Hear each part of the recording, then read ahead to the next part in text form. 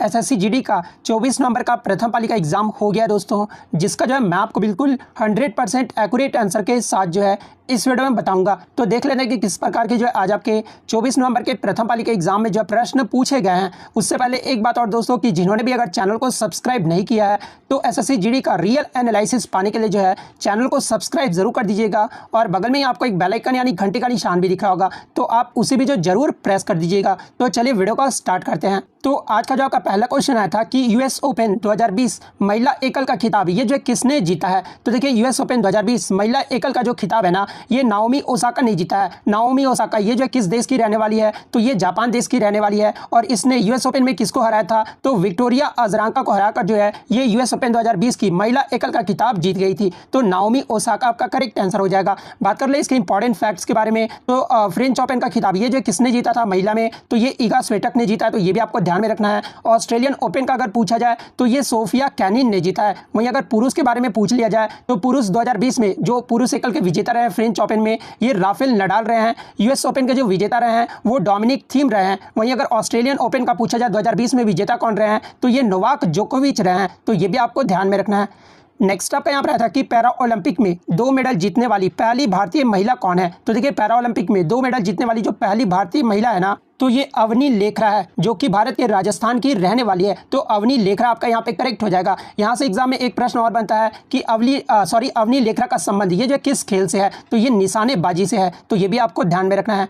Next आपका यहाँ पर आया था कि अवध किसान सभा की पहली बैठक ये जो कहाँ पर हुआ था। तो देखिए अवध किसान सभा की जो पहली बैठक है ना, ये आपका इलाहाबाद में हुआ था, जो कि इसका नाम बदलकर जो है प्रयागराज अब कर दिया गया है, लेकिन ऑप्शन में आपका इलाहाबाद दिया हुआ था, तो इलाहाबाद आपका करेक्ट आंसर हो जाएगा। बात कर ले अवध किसान सभा का गठन ये जो कब हुआ था, तो 17 अक्टूबर 1920 को जो है अवध किसान सभा का गठन किया गया था, तो ये फैक्ट भी आपको ध्यान में रखना है।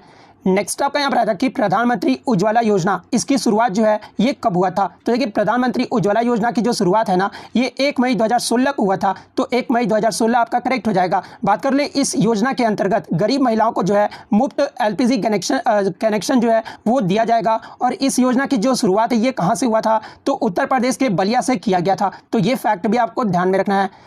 नेक्स्ट आपका यहाँ पर आया था कि अरावली पर्वतमाला की सबसे ऊंची चोटी गुरु शिखर ये जो किस राज्य में है। तो देखिए अरावली पर्वतमाला की जो सबसे ऊंची चोटी है ना, वो गुरु शिखर है, और ये जो आपका राजस्थान राज्य में है। बात कर ले गुरु शिखर की हाइट कितनी है, तो 1722 मीटर है, तो ये भी आपको ध्यान में रखना है। नेक्स्ट आपका यहाँ पर आता है कि देव दीपावली ये जो है कहाँ पर मनाया गया है। तो देखिए देव दीपावली जो है ये आपका शिव की नगरी वाराणसी के मुख्य रूप से जो है ये आपका मनाया जाता है, तो वाराणसी आपका करेक्ट हो जाएगा। नेक्स्ट आपका यहाँ पर आया था कि जाम्बेजी नदी पर कौन सा बांध स्थित है। तो देखिए जाम्बेजी नदी पर जो है ये आपका करीबा बांध स्थित है, जो कि दुनिया का सबसे बड़ा बांध है, तो करीबा बांध आपका करेक्ट हो जाएगा। मैं आपको बता दूं कि जाम्बेजी नदी अफ्रीका की चौथी सबसे लंबी और हिंद महासागर में गिरने वाली सबसे बड़ी अफ्रीकी नदी है, और इस नदी पर जो है कौन सा जलप्रपात है, तो विक्टोरिया जलप्रपात स्थित है, तो ये फैक्ट भी आपको ध्यान में रखना है।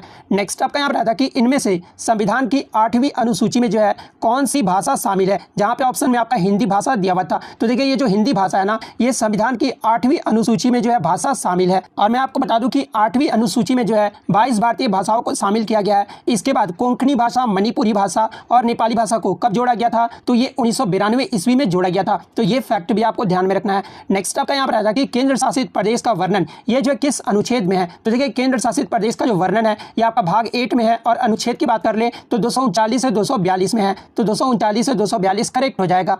नेक्स्ट आपका यहाँ पर था कि ease of doing business report 2020 में जो है भारत का रैंक पूछा गया था। तो देखिए ease of doing business report 2020 में जो भारत का रैंक रहा था ना, वो 63वां स्थान रहा था, तो 63वां आपका करेक्ट हो जाएगा। बात कर ले 2018-19 में इसमें जो है भारत का रैंक क्या रहा था, तो 77वां रैंक रहा था, तो ये फैक्ट भी आपको ध्यान में रखना है। नेक्स्ट आपका यहाँ पर आया था कि विटामिन के का जो है रासायनिक नाम पूछा गया था। देखिए विटामिन का जो रासायनिक नाम हर शिफ्ट में आपका पूछा जा रहा है, तो देखिए विटामिन के का जो रासायनिक नाम होता है ना, वो फ्लियोक्विनोन होता है, तो फ्लियोक्विनोन आपका करेक्ट आंसर हो जाएगा। बात कर ले इसके इंपॉर्टेंट फैक्ट्स के बारे में, आप एक बार रिवाइज कर लीजिए। विटामिन ए का जो रासायनिक नाम होता है वो रेटिनॉल होता है। विटामिन B1 का जो रासायनिक नाम होता है वो थाइमिन होता है। B2 का जो राइबोफ्लेविन होता है। वहीं अगर विटामिन B3 का पूछा जाए तो नियासिन इसका जो है नेम होता है। विटामिन B5 का रासायनिक नाम अगर पूछा जाए तो पेंटोथेनिक एसिड होगा। उसके बाद विटामिन B6 का पूछा जाए तो पायरोडॉक्सिन होगा। विटामिन B7 का अगर रासायनिक नाम पूछा जाए तो बायोटीन होगा। B12 का अगर पूछा जाए तो साइनोकोबाल्बिन होगा। विटामिन C का अगर पूछा जाए तो एस्कॉर्बिक एसिड होगा। वहीं अगर बात कर ले विटामिन D का पूछा जाए तो कैल्सीफेरोल होगा। विटामिन ई का जो है टोकोफेरॉल होता है। विटामिन के का जो है फिलोक्यूनोन होता है। विटामिन B9 का अगर पूछा जाए तो ये फॉलिक एसिड होता है। तो ये सारे फैक्ट आपको ध्यान में रखना है। नेक्स्ट आपका यहाँ पर आता है कि सितारा देवी का संबंध ये जो है किस नृत्य से है। तो देखिए सितारा देवी का जो संबंध है ना ये कथक नृत्य से है, तो कथक आपका करेक्ट हो जाता। नेक्स्ट आपका यहाँ पर आता है कि रॉलेट एक्ट ये जो है कब पारित हुआ था। तो देखिए रॉलेट एक्ट को जो है काला कानून भी कहा जाता है और ये जो आपका 1919 में पारित किया गया था, तो 1919 आपका करेक्ट हो जाएगा। नेक्स्ट आपका यहाँ पर आता है कि G20 शिखर सम्मेलन 2021 ये जो है कहाँ पर आयोजित किया गया था। तो देखिए G20 शिखर सम्मेलन 2021 जो है ये आपका इटली के रोम में आयोजित किया गया था, तो इटली का रोम आपका करेक्ट हो जाएगा। बात कर ले 2022 में ये कहाँ पर होगा, तो ये आपका इंडोनेशिया में आयोजित किया जाएगा और भारत इसकी मेजबानी कब करेगा, तो 2023 में करेगा। तो ये फैक्ट भी आपको ध्यान में रखना है। वहीं अगर 2024 का पूछ लिया जाए तो 2024 का जो होगा वो आपका ब्राजील में होगा, तो ये भी आपको ध्यान में रखना है।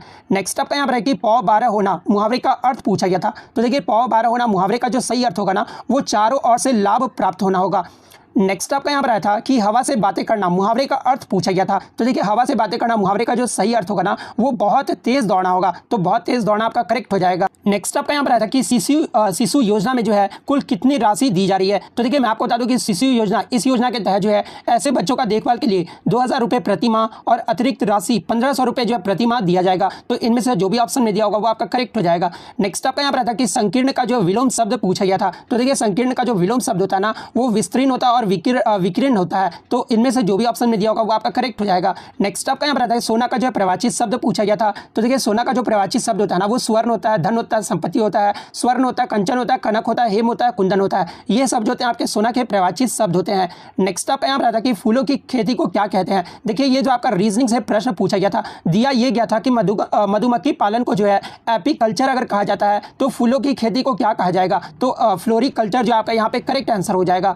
नेक्स्ट आपका यहाँ पर आता है कि खूब लड़ी मर्दानी वो तो फिल इन द ब्लैंक्स वाली रानी थी। तो ये आपका हिंदी से आया था, तो खूब लड़ी मर्दानी वो तो झांसी आपका यहाँ पे करेक्ट आंसर हो जाएगा। नेक्स्ट आपका यहाँ पर आया था कि इनमें से कौन सा कथन जो है अशोक के बारे में गलत दिया हुआ है। तो देखिए इसके ऑप्शन मुझे नहीं मिले बच्चों के द्वारा, अगर जिस भी कैंडिडेट्स को अगर इसका ऑप्शन पता है वो कमेंट करके बता सकते हैं। तो इतने क्वेश्चन जो आज मुझे बच्चों के द्वारा मिले हैं जो कि 100% रियल और ऑथेंटिक है। तो अगर वीडियो अच्छी लगी हो तो वीडियो को जो लाइक जरूर कर दीजिएगा, चैनल पर नया है तो चैनल को सब्सक्राइब जरूर कर दीजिएगा। तो मिलते हैं नेक्स्ट वीडियो, तब तक थैंक यू।